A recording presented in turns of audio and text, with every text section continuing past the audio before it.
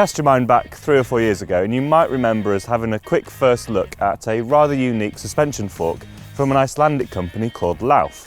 It offered 60mm of travel via a leaf-sprung suspension system. We weren't massively sold on the concept, but over the years they developed it. And then 2 years ago they released a gravel fork, which actually worked pretty darn well. Last year, Lauf invited us over to Iceland to have a look at their latest product. When we got out there, I was sort of thinking, oh, maybe it's a seat post they've brought out or a slightly refined gravel fork again. But what they had was a full bike, and it's called the True Grit. So this is the race edition of the bike, and they have a Weekend Warrior version as well, which is slightly cheaper. This more expensive one comes with a Force 1 group set with the Force hydraulic disc brakes, and then you get an Easton and FSA finishing kit on there with a WTB saddle. Obviously visually the most interesting bit of the bike is the fork, and I'll talk about that in a minute. But what we have really is one of the first truly dedicated gravel race bikes, and this is what they've designed it for. This is not necessarily a bike packing bike or an adventure bike. They've designed this bike for races such as the Dirty Reaver, the Dirty Kanza. As such, this is a bike that is relatively similar to an endurance road bike in terms of its shape. As you are probably well aware, what we as bike reviewers say about a bike often says as much about us and our biases as it does about the machine itself. For the Lauf True Grit gravel bike, we thought it would be fun to give you 2 perspectives. 1, me, the dainty roadie guy from Colorado, and 2, my buddy and colleague Tom, the mountain biker in the UK. As you can see from this model, this is not entirely a one-by specific bike, but the builds that they offer are all one by, so this is what they think is best for gravel racing. You don't need front mechs, you get the wide-ranging cassettes from SRAM at the back with the SRAM Force group set, so it's a 10-42, and the guys at Lauf believe that this is the best option for gravel racing. You can fit a 2x system on there if you want, but it has to be with the SRAM ETAP groups because there's no internal cable routing for a front mech. There is a front mech mount, but as you might be able to see, there is a bottle opener on there. And the guys in Iceland, well, they do like a little beer after their rides. The SRAM Force 1x group I have mixed feelings on. The clutch derailleur in and of itself is a great thing. The strong spring keeps your chain taut, which thus keeps it quiet, greatly reducing chain slap. Also, an argument for the clutch derailleur is that it keeps your chain on the chain ring. I seldom have problems with chains jumping off on 2x systems, but definitely get chains slapped around both the chainstay and on my right ankle on a Shimano 2x system. So that's definitely valid. For me, there are 2 negatives inherent with the 1x system. One is that you've got half the gears. I've never found myself riding a bike with 22 speeds thinking, oh, if I only had half the gears, this would be twice as much fun. I'm a heavier guy, I like to ride in the mountains, and I love and use each and every one of my 22 gears. The second thing is how the double tap shifter works. Now, when you're not getting rattled around, it's pretty easy. You put it halfway in to shift one way and push it further to shift the other way. But when you're rattling around on washboardy roads, it's hard for me to sometimes differentiate where I am in that throw. So sometimes I would think I was going one way in the gear and I'd end up going the other. So it's not a big deal. I'm just a gray-haired guy rumbling about on dirt roads. If I miss a shift, the world won't end. But were I to have my druthers, I would go with a different shifting setup. So the fork is obviously one of the most interesting talking points about the Lauf True Grit.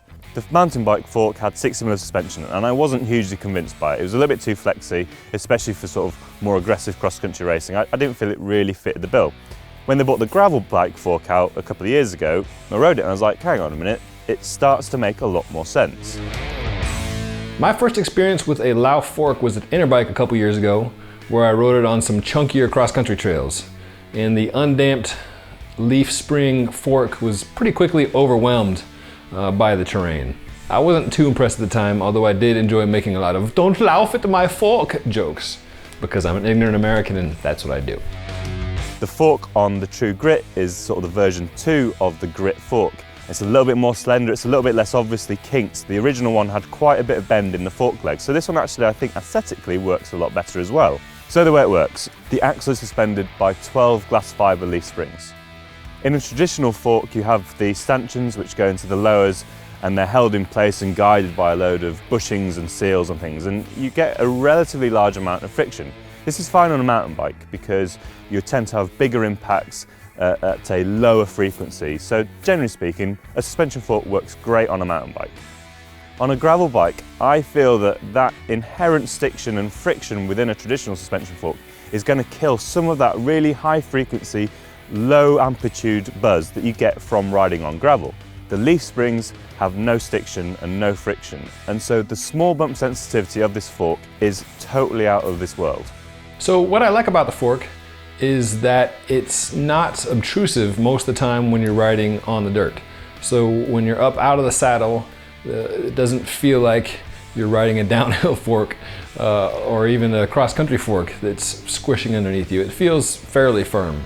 But when you start hitting a lot of little rocks at high frequency, that largely goes away. Now, the Lauf fork does remove a lot of the noise and vibration from the experience, but it does not revoke the laws of physics.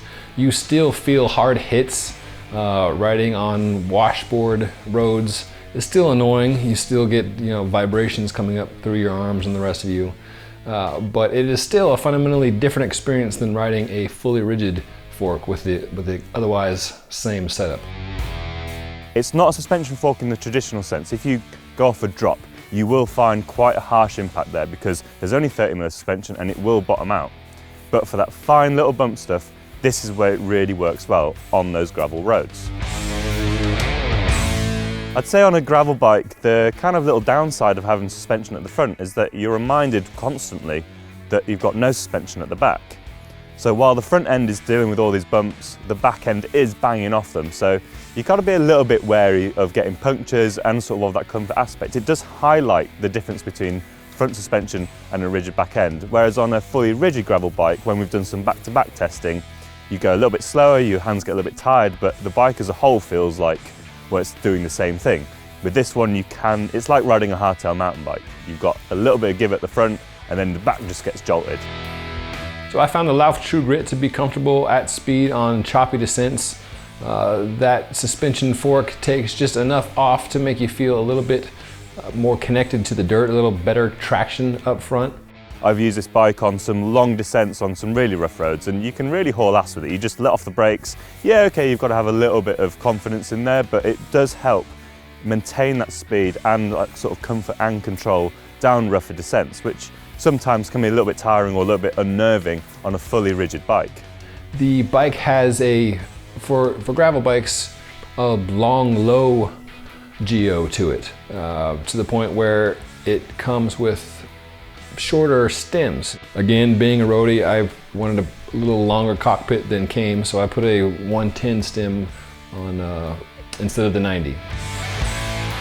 Lauf have definitely gone for a racier feel, so it is a low, long bike. It's got a low BB, which helps with that stability. It's also got a slack head angle, which again helps keep the bike calm when you're hitting rough stuff relatively fast. Instead of feeling like a barge though, those shorter stem lengths, whether it's 70 to 100mm, keep the steering nice and snappy, so it doesn't feel like it's going to be slow and unresponsive. It's still a bike that you can attack with. It's still a bike that feels agile while still having the inherent stability of a slack head angle, of a low BB and of a longer length in the top tube.